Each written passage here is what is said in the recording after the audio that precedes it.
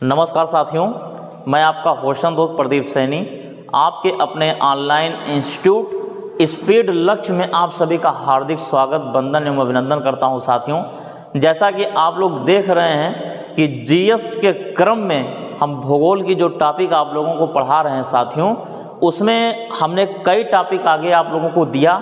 मैं उम्मीद करता हूं कि आप लोगों को बहुत अच्छा लग रहा होगा, क्योंकि आप लोगों ने कमेंट में बता दिया कि सर आप लगातार जो है जुड़े रहिए। साथियों, ये सब वीडियो आपके चाहे टीजीटी आप दे रहे हो, पीजीटी दे रहे हो, या वनडे के एग्ज़ाम जितने भी होते हैं, चाहे वो टेट हो, सीटेट हो, यस टेट हो, या फिर उत्तर प्रदेश पुलिस हो, लेखपाल हो, रेलवे हो, बैंकिंग हो, जहाँ भी जीएस के प्रश्न पूछे जाते हैं साथियों, उसमें जो है भूगोल का भी एक बहुत बड़ा योगदान होता है साथियों। तो हम आप लोगों को केवल भूगोल ही नहीं, कॉन्स्टिट्यूशन यानी संविधान भी हम आपको पढ़ाएंगे, हिस्ट्री भी पढ़ाएंगे, और इकोनॉमिक्स के भी जो इम्पोर्टेंट टॉपिक्स हैं वो भी पढ़ाने का प्रयास करेंगे। और बाकी सारी सूचनाएं आप जान रहे हैं कि जो आपकी मेन चैनल है लक्ष्य ई लर्निंग 100, वहाँ पे सारी सूचना आपको दी जाती है साथियों। तो चलिए, आज हम लोग आगे क्रम में बात करने वाले हैं, देखेंगे कि भारत की स्थिति एवं विस्तार। क्या समझेंगे साथियों?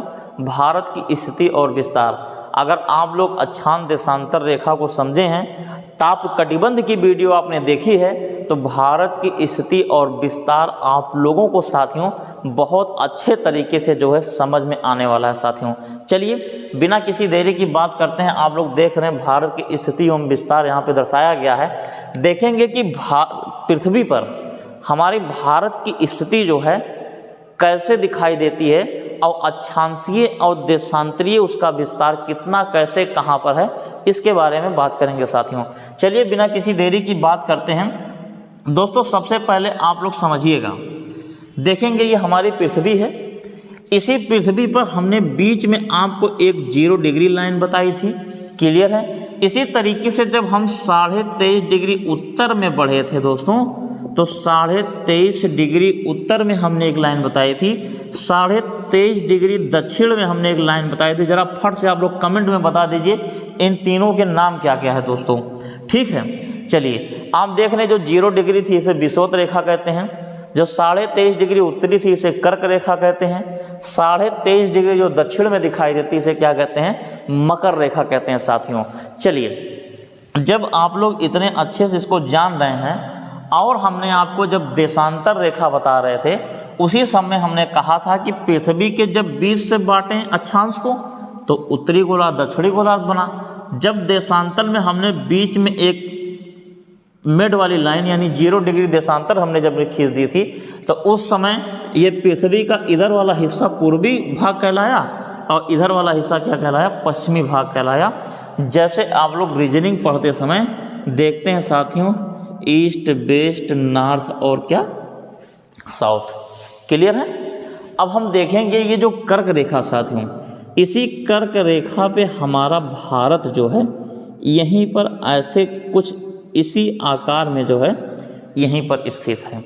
इसका मतलब एकदम कंफर्म है कि जो हमारा भारत है, वो भारत अगर एकदम बीच सेंटर से, मान लीजिए लाइन थोड़ा इधर हो गई, बीच सेंटर से हम देखते हैं तो ना तो पूर्व में है ना उत्तर में है, बल्कि उत्तर के भी कुछ हिस्से इसमें आते हैं और पूर्व के भी कुछ हिस्से यहाँ पे आते हैं। इसका मतलब हम लोग कह सकते हैं कि अगर क्वेश्चन पूछ ले कि हमारा भारत जो है पृथ्वी की किस दिशा में स्थित है, तो आप बताएंगे पूर्व उत्तर या उत्तर पूर्व दिशा में स्थित है। पृथ्वी के उत्तर या पूर्व दिशा में हमारा भारत स्थित है साथियों, यही आप लोग बताइएगा। चलिए, एकदम क्लियर हो गए, अब कोई डाउट नहीं है? कोई डाउट नहीं है तो हम इसको रेस करते हैं। अब हम बात करने वाले हैं सीधे सीधे मेन टॉपिक पर बात करेंगे। देखेंगे भारत की स्थिति और विस्तार क्या है, एक भारत का नक्शा। साथियों, जैसा कि आप लोग देख रहे हैं, अभी हमने देखा कि उत्तर और पूर्व दिशा की तरफ जो है हमारा भारत स्थित है। अब हम एक छोटा सा जो है मैप आपके सामने बना दिए हैं, एकदम चमगादड़ की तरह दिख रहा होगा, लेकिन हमारा प्यारा भारत है, चमगादड़ नहीं है, ठीक है ना। ये हमारा प्यारा भारत आपको दिख रहा साथियों यहाँ पे। अब हम लोग देखेंगे कि जो अक्षांश रेखा है वो भारत के उत्तरी बिंदु से कहाँ से गुजरता है, दक्षिणी बिंदु में कहाँ से गुजरता है, देशांतर को देखेंगे पूरब में कहाँ से गुजरता है, पश्चिम में कहाँ से गुजरता है। इन्हीं सब चीज़ों को हम बात करेंगे साथियों। तो हम यहाँ पे एक ग्लोब भी बना लेते हैं, अब ग्लोब पे दर्शा लेते हैं भारत को, जिससे आपको थोड़ा सा समझने में जो है आसानी होगी साथियों। अब हम देखेंगे यहाँ पे जो है ये हमारा भारत है, बस समझते रहिएगा केवल, ये हमारा भारत है। अब हम देखेंगे साथियों ये भारत का जो हिस्सा है, यहीं पर आप देखेंगे बंगाल की खाड़ी में, यहीं पर अंडमान निकोबार है साथियों, क्लियर। इसी अंडमान निकोबार में जो भारत का सबसे लास्ट पॉइंट आप देख रहे हैं साथियों, यहाँ पे है। तो जाहिर सी बात है यहाँ से कोई ना कोई अक्षांश गुजर रही होगी, एकदम क्लियर है। हम श्रीलंका को हटा देते हैं फिलहाल, समझिए यहाँ से कोई ना कोई अक्षांश रेखा गुजर रही होगी, यानी जो हमने आपको बताया था ये वाली रेखा अक्षांश रेखा, तो जाहिर सी बात है कोई अक्षांश रेखा यहाँ से गुजर रही होगी जो हमारे ये पॉइंट को टच कर रही होगी, क्लियर है एकदम। तो जो यहाँ से अक्षांश रेखा गुजरती है, ठीक है, इसके बारे में भी समझेंगे। फिर हम देखेंगे जो यहाँ से गुजरती है इसके बारे में समझेंगे, जो एकदम भारत के सिर से गुजरती है इसको समझेंगे, फिर देशांतर यहाँ से कौन गुजरता है, यहाँ से कौन गुजरता, सब समझेंगे। लेकिन सबसे पहले चारों बिंदुओं के नाम हम जान लेते हैं साथियों। तो सबसे जो उत्तर वाला हिस्सा हम देख रहे हैं, ये उत्तर वाला जो हिस्सा साथियों, इसे हम लोग कहते हैं इंदिरा काल, क्योंकि जब इंदिरा गांधी थी तो यहीं से बैठ के जो है वो फ़ोन किया करती थी, किसको ना जानिएगा, इसीलिए जो है इसको कह दिया गया इंदिरा काल। क्या कहा गया साथियों, इंदिरा काल, इंदिरा काल कहा गया इस पॉइंट को, यानी भारत का जो उत्तरतम बिंदु है वो क्या कहलाता है, इंदिरा काल। उसी तरीके से हम बात करेंगे भारत का सबसे दक्षिणतम बिंदु, ध्यान से सुनिएगा क्वेश्चन नहीं तो गलत हो जाएगा। भारत का सबसे दक्षिणतम बिंदु, इसे बोलते हैं, दिख रहा है ना यहाँ पे, इसे कहते हैं इंदिरा पॉइंट। क्या कहते हैं साथियों, इंदिरा पॉइंट कहते हैं, क्लियर है ना। नहीं दिख रहा है यहाँ पे, चलिए ऊपर लिख देते हैं थोड़ा सा। ये यानी इसका मतलब ये जो हिस्सा आप देख रहे हैं, इस हिस्से को बोलते हैं इंदिरा पॉइंट, इंदिरा पॉइंट, एकदम क्लियर है। इसी इंदिरा पॉइंट को एक और नाम से जाना जाता है, उसे बोलते हैं पिगमेलियन। क्या बोलते हैं, पिगमेलियन, पिगमेलियन बोलते हैं। यानी हम चाहे भारत के दक्षिणतम बिंदु को इंदिरा पॉइंट कहें या फिर पिगमेलियन कहें, दोनों नामों से जाना जाता साथियों। लेकिन जब सुनामी आई थी आपके इसमें बंगाल की खाड़ी में, उस समय जो है इंदिरा पॉइंट जो है साथियों वो डूब गया है। अब यहाँ से क्वेश्चन कम बनने के चांस रहते हैं, लेकिन जानिएगा इंदिरा पॉइंट इसे कहते हैं।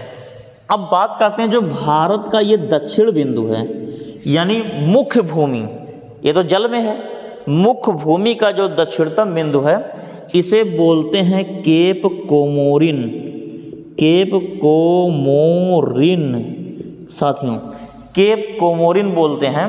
कभी कभी केप कोमोरिन ना देके यहीं पर जो तमिलनाडु का एक हिस्सा है इसका नाम है कन्याकुमारी, कन्याकुमारी। तो केप कोमोरिन ना मिले तो कन्याकुमारी लिखा रहेगा, तो आप उसको भी लगा सकते हैं।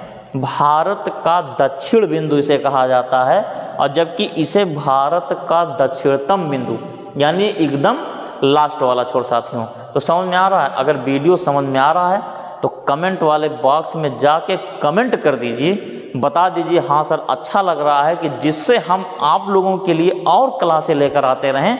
आप चाहे पुलिस बनने जा रहे हो या लेखपाल या टीजीटी या पीजीटी की तैयारी कर रहे हो साथियों, सभी के लिए जो है ये सब इम्पॉर्टेंट क्लास है, इसलिए आप लोग जुड़े रहिए। हम ज्योग्राफी में आपको सारे क्लास पढ़ाएंगे। जो भूगोल का केवल फाउंडेशन पढ़ना चाहेगा वो यहाँ से पूरा आनंद ले सकता है साथियों। चलिए बात करते हैं केप कोमोरिन कन्याकुमारी की। अब देखते हैं भारत का जो पश्चिमी बिंदु है, यानी पश्चिम की तरफ हिस्सा साथियों, ये गुजरात के पास, इसे बोलते हैं गौर माता। क्या कहते हैं साथियों, गौर माता कहते हैं, या कहीं कहीं गौहर माता लिखा रहता है, तो कंफ्यूज मत होइएगा। गौर माता, क्योंकि सबकी माता जो है सबकी नज़र में गौर होती हैं, तो इसलिए ये गौर माता।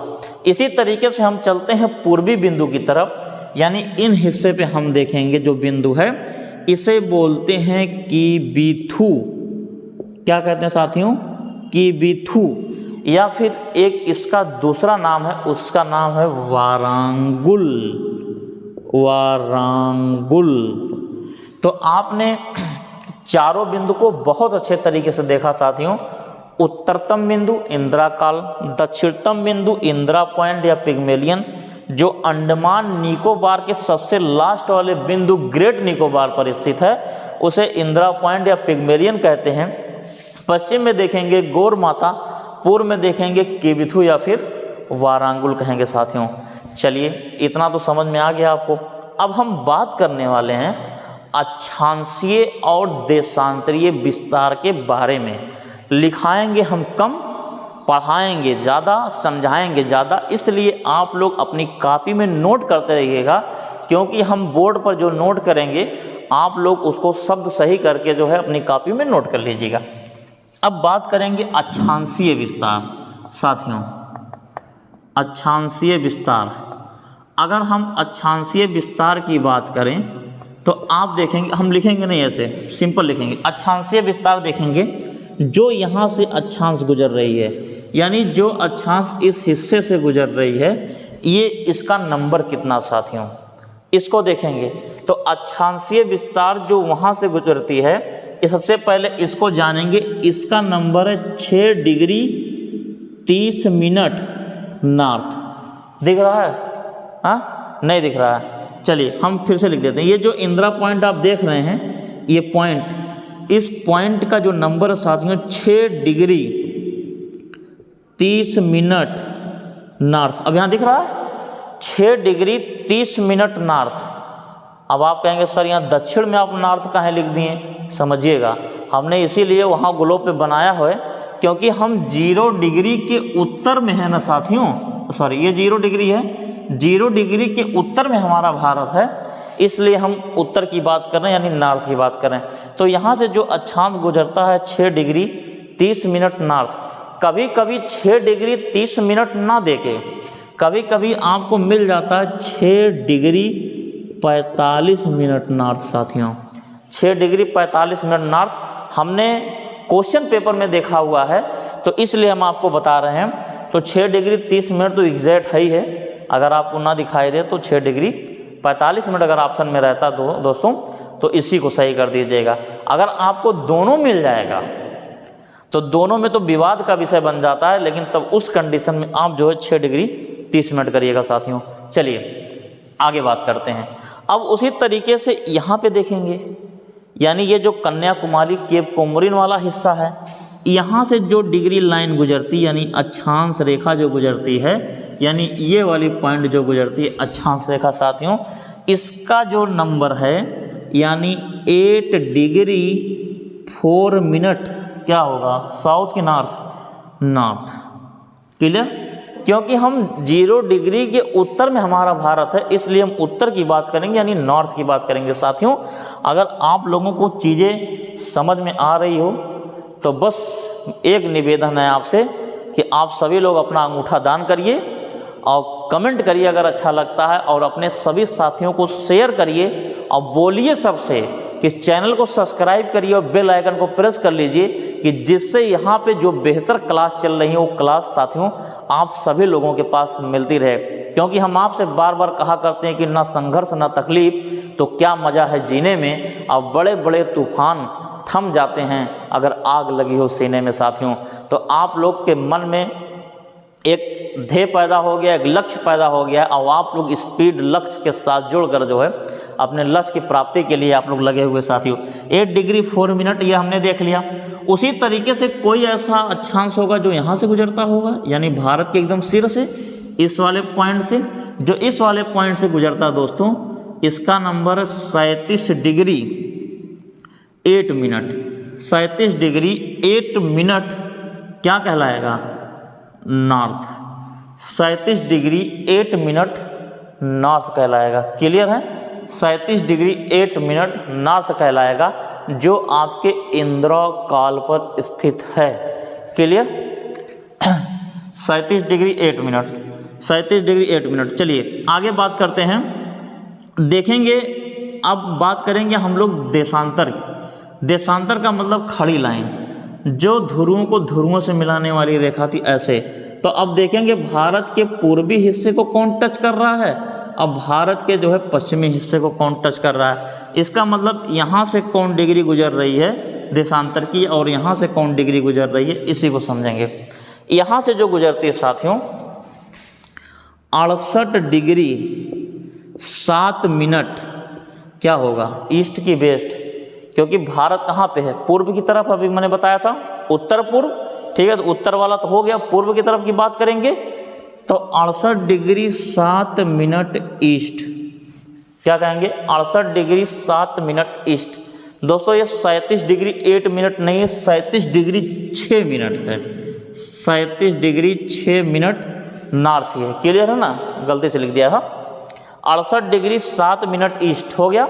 उसी तरीके से जब हम पूरब में चलते हैं यहाँ पे, तो यहाँ पे देखेंगे साथियों, जो यहाँ से गुजरता है इसका नंबर है 97 degree 25 minute east, 97 degree 25 minute east. Clear हो गया एकदम? मुस्कुरा के बताइएगा साथियों, अगर नहीं समझ में आएगा तो कमेंट में कमेंट करिएगा, हम एक बार लाइव आके आपसे चर्चा करेंगे, पूछेंगे क्यों नहीं समझ में आया, उसको समझाने का प्रयास करेंगे। लगातार कमेंट देखते रहेंगे आपके, कि जिससे आप लोगों को समझ में आ जाए। मेरा यही उद्देश्य है साथियों, और कुछ नहीं। आपको समझ में आ गया तो हमारा पढ़ाया हुआ जो है सफल हो जाएगा। तो हमने इतना चीज़ें बता दी आपको। उत्तर में इंदिरा काल, नीचे इंदिरा पॉइंट या पिग्मेलियन, उसके बाद यहाँ गौर माता पश्चिम में, अब पूरब में किबुथु या वारांगुल हमने देखा। उसी तरीके से हमने अक्षांशीय विस्तार की बात की, तो 6 डिग्री 30 मिनट नॉर्थ या 6 डिग्री 45 मिनट नॉर्थ में दक्षिणतम बिंदु है। अगर मुख्य भूमि दक्षिण बिंदु की बात करेंगे तो 8 डिग्री 4 मिनट नॉर्थ कहेंगे इसे। उत्तर में आएंगे 37 डिग्री 6 मिनट नॉर्थ कहेंगे। इसी तरीके से जब देशांतरीय विस्तार की बात करेंगे तब वहाँ पे देखेंगे 68 डिग्री 7 मिनट ईस्ट से लेके 97 डिग्री 25 मिनट ईस्ट तक क्या है, पूर्वी हिस्सा, यानी देशांतरीय विस्तार है। देशांतरीय विस्तार यही है 68 डिग्री से लेकर 97 डिग्री तक। और जो अक्षांशीय विस्तार पूछेगा दोस्तों तो 6 डिग्री 30 मिनट या 45 मिनट से लेकर कहाँ तक, 37 डिग्री 6 मिनट तक। यही आपके क्वेश्चन पूछे जाते हैं। आप यहाँ से पढ़िए और यूथ का सॉल्व पेपर उठा के, मैं यूथ का प्रचार नहीं कर रहा हूँ, यूथ में बहुत अच्छा दिया है, यूथ का सॉल्व पेपर उठा के आप लोग सॉल्व करिए, आपके सारे क्वेश्चन जो वहाँ पे सॉल्व हो जाएंगे साथियों। अब आगे बात करते हैं, इसी क्रम में आगे बात करेंगे। तब तक हम पानी पी लेते हैं। चलिए साथियों, अब हम लोग आगे बात करते हैं। अब हम लोग देखेंगे जो है, जो भारत अपना है, संपूर्ण भारत का जो क्षेत्रफल है साथियों, ये क्षेत्रफल जो है आपका 32 लाख, हम यहाँ लिख देते हैं 32,87,263 वर्ग किलोमीटर है। 32 लाख, देखिए 32,87,263 वर्ग किलोमीटर भारत का क्षेत्रफल है। क्वेश्चन पूछता है भारत का क्षेत्रफल 32,87,263 वर्ग किलोमीटर है। कई बार क्वेश्चन पूछा गया है, ठीक है। चलिए, अब कभी कभी ऑप्शन में आपको साथियों ऐसे मिलेगा 32.8 लाख वर्ग किलोमीटर, तो इसी को टिक कर दीजिएगा, यही सही होता है, ठीक है। और ऑप्शन आपको गलत दिखाई देंगे, क्लियर। तो एग्जैक्ट याद करिएगा 32,87,263। अब बात करेंगे उत्तर से दक्षिण की लंबाई। उत्तर से दक्षिण की लंबाई, उत्तर से दक्षिण की जो लंबाई है वो 32-14 किलोमीटर है। क्या है? 32-14 किलोमीटर है। उत्तर से दक्षिण की लंबाई जो है चलिए साथियों, हमने उत्तर से दक्षिण की लंबाई देखी 32-14 यानी 3,214 किलोमीटर है। इसी तरीके से प्रश्न पूछा जाता है पश्चिम से पूर्व की चौड़ाई कितनी है। यह तो लंबाई थी 32-14। जब हम पूछ लें पश्चिम से पूर्व की चौड़ाई कितना है साथियों, तो ये 29-33 किलोमीटर, 29-33 किलोमीटर, यानी 2933 किलोमीटर जो है चौड़ाई है। तो 32-14 29-33 एकदम याद रखिएगा। यहाँ से बहुत बार प्रश्न पूछा गया है, इतनी बार प्रश्न पूछा गया है कि लड़के गलत कर देते हैं इन चीज़ों को। तो इसलिए आप जो है बिना किसी देरी के इसको याद करिए, कॉपी में अपने नोट कर लीजिए कि जिससे ये चीज़ें आपको याद रहे साथियों। चलिए, इतनी चीज़ें आपको समझ में आ गया तो एक बार स्क्रीनशॉट लीजिए, आगे बात करते हैं। साथियों, आप लोगों को इतनी चीज़ें समझ में आ गई। हमने आपको क्षेत्रफल बता दिया 32,87,263 वर्ग किलोमीटर। हमने आपको उत्तर से दक्षिण की लंबाई बता दी 32-14 यानी 3,214 किलोमीटर। पश्चिम से पूर्व की चौड़ाई बता दी 29-33 यानी 2,933 किलोमीटर। साथियों, इसी क्रम में हम बात करेंगे अगर पूरे ग्लोब, यानी ये जो हमारा ग्लोब है, ये पूरे ग्लोब पर अगर भारत का स्थान हम देखते हैं तो भारत का स्थान पूरे ग्लोब पे अगर हम देखेंगे तो 0.05% आएगा। कितना आता है साथियों? 0.05%। अब आप कहेंगे पूरे ग्लोब का मतलब साथियों स्थल खंड और जलीय खंड दोनों को मिला के, यानी संपूर्ण ग्लोब पे हम देखेंगे भारत का स्थान तो 0.05% आता है भारत का क्षेत्रफल। समझ पा रहे हैं ना? भारत का क्षेत्रफल पूरे ग्लोब पे, यानी जल वाला भी हिस्सा और स्थल वाला हिस्सा सभी को मिला के भारत का कितना बन पा रहा परसेंटेज?